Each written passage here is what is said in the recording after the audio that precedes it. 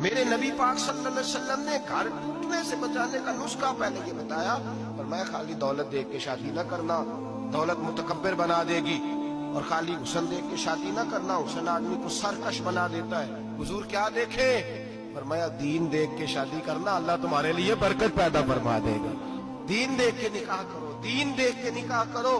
محبوبہ یہ دین والا لفظ کس کے لیے ہے؟ فرمایا ادھر آؤ، کائنات میں اگر اللہ نے سب سے شان والی بیٹی دی ہے تو مجھے دی ہے، اور میں اس علی کو دے رہا ہوں جس کا مکان بھی کوئی نہیں، کاروبار بھی کوئی نہیں، جس علی کا بظاہر کوئی بینک بیلنس نہیں، کوئی مربع نہیں، کوئی شے نہیں۔ حضور علی کے پاس کیا ہے؟